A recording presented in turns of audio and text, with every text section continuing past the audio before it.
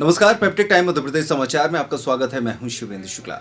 राजगढ़ जिले की ब्यावरा विधानसभा में दोनों पूर्व मुख्यमंत्री यानी कमलनाथ और दिग्विजय सिंह अपने एक दिवसीय दौरे पर पहुंचे। यहां पर इन दोनों नेताओं ने दिवंगत आत्माओं के घर पर जाकर उनके परिजनों को दिलासा और सांत्वना के दो शब्द भी कहे। राजगढ़ जिले के ब्यावरा विधानसभा के स्वर्गीय विधायक गोवर्धन दांगी को श्रद्धांजलि देने उनके गांव मोर्चा खेड़ी पूर्व मुख्यमंत्री कमलनाथ और राज्यसभा सांसद दिग्विजय सिंह भी पहुंचे। इसके बाद राज्यसभा सांसद दिग्विजय सिंह नरसिंहगढ़ में हाईवे पर दुर्घटना में दिवंगत हुए पूर्व नगरपालिका अध्यक्ष गोपाल दास महेश्वरी के घर भी पहुंचे। यहां पर परिजनों को सांत्वना दी। यहां पर वर्तमान सांसद रोडमल नागर और वर्तमान नरसिंहगढ़ विधायक राजवर्धन सिंह पर तंज कसते हुए कहा कि वर्तमान में दोनों जनप्रतिनिधियों की सरकार प्रदेश और केंद्र में है। इसके बावजूद इनके द्वारा संसद में और विधानसभा में कोई भी प्रश्न फ्लाईओवर को लेकर नहीं उठाया गया है। इस दौरान उन्होंने मोदी सरकार पर जमकर हमला बोला और कहा कि मोदी सरकार द्वारा जो किसानों को लेकर बिल लाया गया है वो किसान विरोधी है।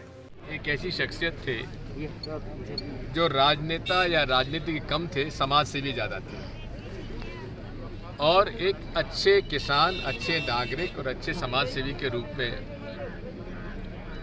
मैं उन्हें जानता था। जब भी राजगढ़ जिले में कोई अभियान चला, चाहे शिक्षा का, प्राथमिक शिक्षा का, वाटरशेड मिशन का, डेयरी का, हमेशा आगे आकर उन्होंने काम किया और मेरे साथ नर्मदा परिक्रमा भी की। कोरोना में नेशनल हाईवे पर जो मजदूर पैदल जा रहे थे, साइकिल पे जा रहे थे, मोटरसाइकिल जा रहे थे, खड़े होकर उनको सबको खाना खिलाया। अपने भाई के चिंता में इतने थे कि खुद की फिक्र ना करके मुंबई चले गए अपने भाई के ऑपरेशन के मामले में। आज हमें इस बात का दुख है कि ये कोरोना से हम उन्हें नहीं बचा पाए, देर कर दी उन्होंने। अगर थोड़ा जल्दी ट्रीटमेंट शुरू हो जाता, टेस्ट करा लेते बुखार आने के बाद, तो ये दुर्घटना नहीं होती। ये भी एक उदाहरण है, हमारे लिए सीख है। जिस किसी को भी अगर बुखार, जांघ, सांसी, जुखाम या बदन में दर्द है तो तत्काल उसे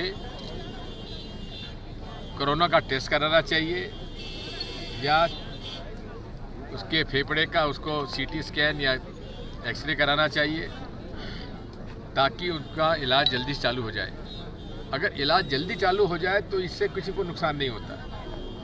100 लोगों को होता है तो केवल 5 से कम लोगों की मृत्यु होती है। दुर्भाग्य से उन 5 में मेरा गोवर्धन चला गया। सर, ये जैसे एक सवाल आज पूछना चाहिए वैसे, पर जो किसान की जो फसलें खराब हुई है, सर्वे नहीं हो पा रहा है, किसान सड़कों पर उतरे हैं और जाम लगा रहे हैं। पहली बात तो ये है, नरेंद्र मोदी जी इस देश के किसानों को मजदूर बनाना चाहते हैं। जिस तरह से ईस्ट इंडिया कंपनी आई थी मजदूरों, किसानों का शोषण करने के लिए, चंपारण में नील की खेती का ईस्ट इंडिया कंपनी ने समझौता किया था।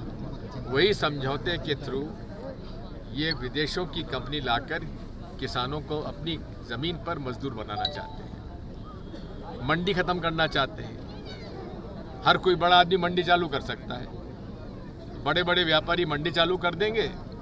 अब उसमें ये कानून में ये है कि डिलीवरी उसी दिन दो जिस दिन सौदा हुआ, पेमेंट 3 दिन बाद दो। और पेमेंट लेके कोई भाग गया तो क्या होगा? एसडीएम साहब के यहाँ जाके आप शिकायत करो। फैसला आपके खिलाफ चला गया तो कलेक्टर के यहाँ जाओ, कलेक्टर का फैसला हो गया तो कहाँ जाओ? दिल्ली जाओ, और अदालत में नहीं जा सकते। ये कहाँ का कानून? ये मोदी जी बार बार कहते हैं सब।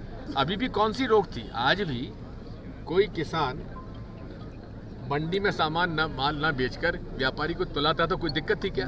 कोई रुकावट थी क्या? नहीं। तो फिर काहे के लिए कह रहे कि उसको हमने मुक्त कर दिया? काहे का मुक्त कर दिया? मोदी जी, आपने किसान को मजदूर बना दिया, आप शोषण कर रहे हो। और यही नहीं है, सहकारिता का अब खत्म कर देंगे, सहकारी बैंक भी खत्म हो जाएंगे। क्योंकि पहले कोई भी सहकारी बैंक का शेयर खरीद नहीं सकता था।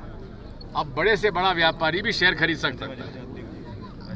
आज लाखों करोड़ की संपत्ति पूरे देश में सहकारी बैंकों की है, उस पर कब्जा करना चाहते हैं मोदी जी के बड़े बड़े व्यापारी। और जमाखोरी को रोकने के लिए जो आवश्यक वस्तु अधिनियम था, उसमें एक रोक थी कि साहब आप 10,000 बोरी से या 20,000 बोरी से ज़्यादा आप नहीं खरीद सकते। अगर ज़्यादा खरीद लेते हैं तो कालाबाजारी करेंगे। अब कालाबाजारी करने का मौका दे दिया, उन्होंने छूट दे दी। तुमको 10,000 बोरी क्या 1 लाख बोरी खरीदो, 10 लाख बोरी को छूट है तुमको।